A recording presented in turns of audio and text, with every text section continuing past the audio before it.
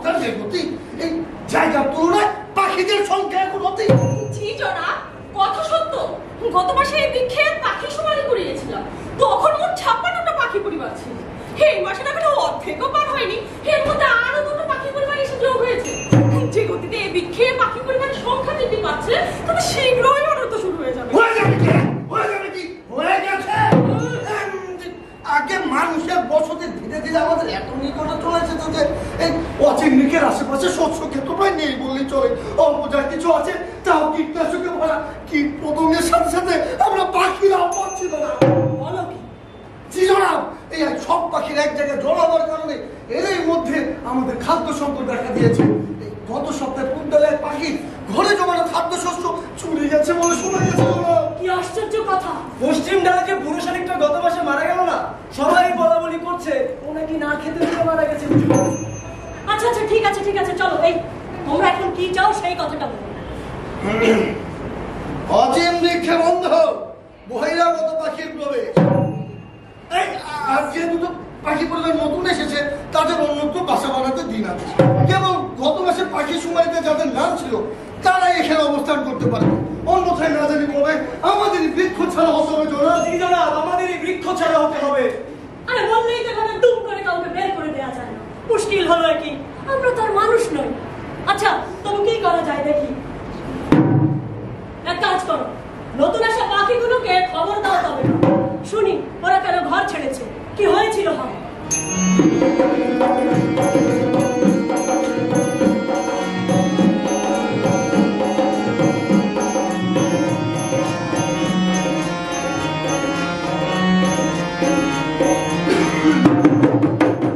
ঘোষণা ঘোষণা, একটি বিশেষ ঘোষণা।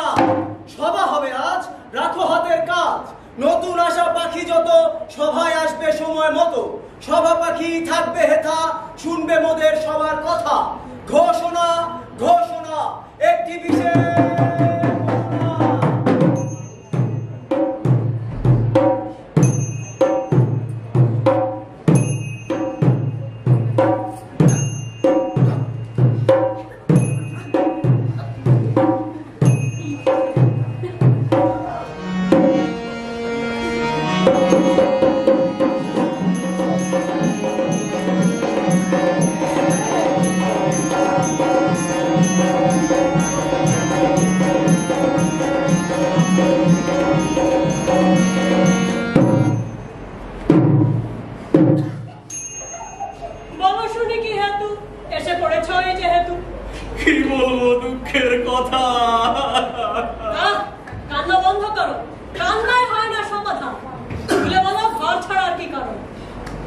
শহরে থাকতো এক বনেদি বুড়ো নিয়ে পরিবার।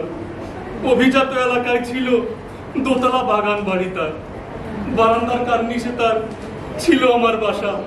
জীবন ছিল দারুণ তখন, সুখ শান্তি ঠাসা। বিস্কুট রঙের সেই বাড়িটা ছিল গাছগাছালিতে ভরা, ফুলের গাছ ফলের গাছ, কচি ঘাসে সারা, সুস্বাদু সব পোকামাকড়, ফুলের কুড়ি, আর ঘরের কত খাবার। কি সুখের জীবন ছিল সেই বাড়িতে আমার। বলো, তুই তো বড় ছিচকা তুই দেখছি ভাই। আরে ছেড়ে আসার কারণটা তো জানা যায়। ছেড়েছে কি সাথে, ওই বুড়োটা মরলো আর আমার কপালটাও যে পুড়লো। এর যদি কাঁদো তবে ছেটিয়ে ফিরে। না মশাই, ক্ষমা করুন, আমি ক্ষমা চাই। তবে ঠিকঠাক বলো, বুড়ো মরেছে তাতে তোমার কি করবে? অমন সুন্দর বাড়ি দেখে এখানে এসেছো, কেমন ভিমরত? বুড়োর বড্ড শখের বাড়ি, বহুদিন আগলে ছিল। বুড়ো মরতে ছেলেরা তা টাকার লোভে বেঁচে দিল। ওটা ভেঙে মাল্টিপ্লেক্সটা কি যেন কি হবে, গাছগুলো সব কেটে নিল, পাখিরা কি করে রবে। যেদিন বাড়িটা ভাঙার জন্য বুলডোজার এলো, বাড়ির সব পাখি এদিক ওদিক চলে গেল। আমি অনেকক্ষণ পাশে বসে দেখছিলাম, মানুষ কত কঠিন হয় বসে বসে ভাবছিলাম। সবচেয়ে বেশি কষ্ট লাগছিল প্রতিবেশী দোয়েল দুটোর জন্য। সবে মাত্র হলো ওদের ডিম এসেছে ঘরে, ডিম রেখে বাবা মা যাবে কেমন করে? দোয়েল দুটোর বাসা ছিল যে গাছের ডালে, কুঠারেরও ভাইতা পড়লো মাটি তলে। আহারে, পাখি দুটোর সে কি কান্না! কিন্তু মানুষেরা তো আর পাখিদের কান্না শুনতে পান না। যাই হোক, সেদিনের পর থেকে ওদের সাথে আমার আর দেখা হয়নি। আমি কাছে ধারে কোথাও জায়গা না পেয়ে আপনাদের এখানে এসে আশ্রয় নিয়েছি। এখন আপনারাও যদি দিন তাড়িয়ে, আমি কোথায় যাব পথ হারিয়ে? কোথাও যেতে হবে না ভাই, আজ থেকে এই অচিন বৃক্ষই তোমার ঠাঁই। ধন্যবাদ মহাশয়, বিশাল আপনার হৃদয়। ঠিক আছে চলো, এই এরপর যেন কে এলো, চলো।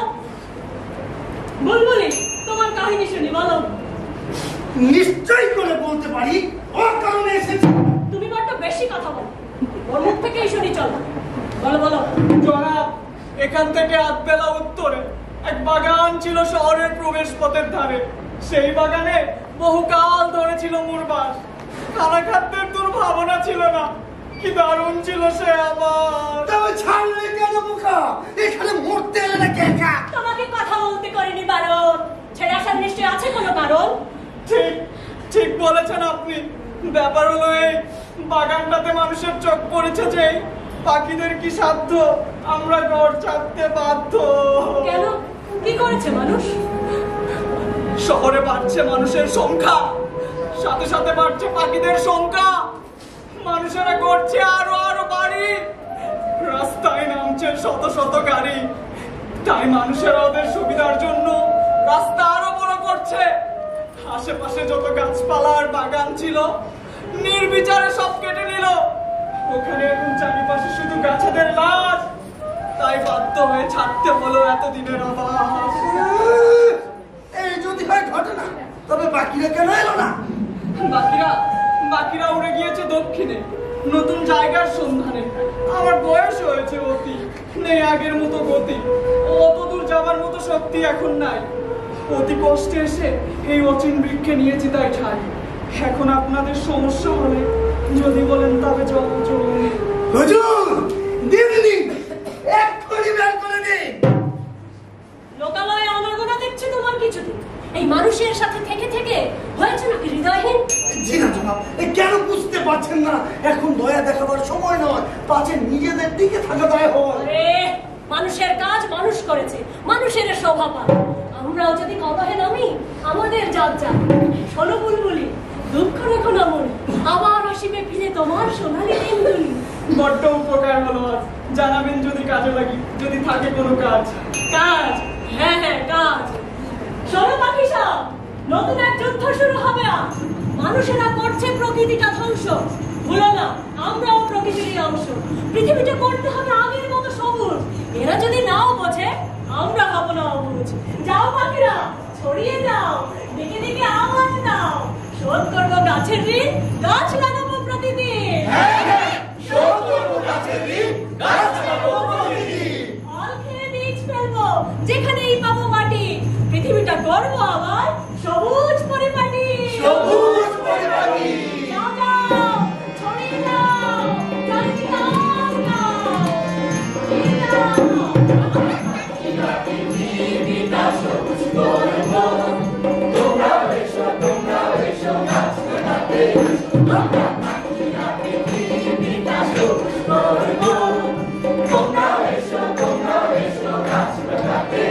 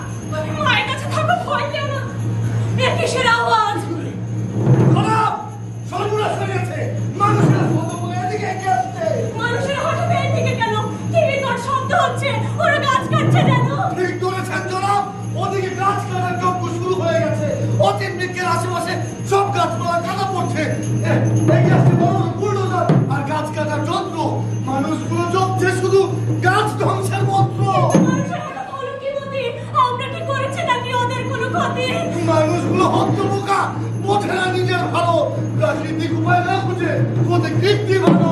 আরে আমার ভাই, তোমার কাছে মাপ চাই। এখন ছাড়ো, সোজা কথায় মারো। অচিন বৃক্ষের আশেপাশে যত পড়ালি আর প্রান্তর ছিল মুক্ত, সবকিছু হয়েছে এক মেগা প্রজেক্ট ভুক্ত। তার মানে মানুষেরা এই এলাকার সব গাছ কেটে নেবে আজ, তারপর বাকি কাজ।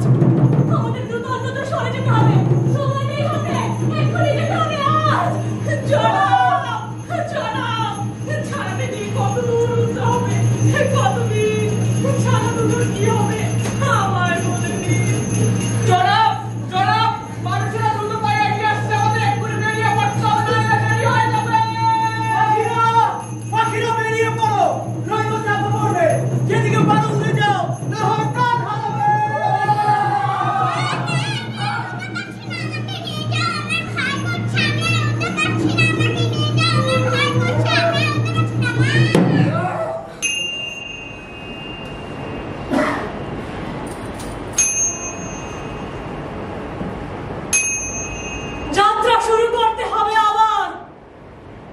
নতুন জায়গার সন্ধানে, যেখানে ধ্বংসযজ্ঞ করবে না প্রকৃতির সন্তানে।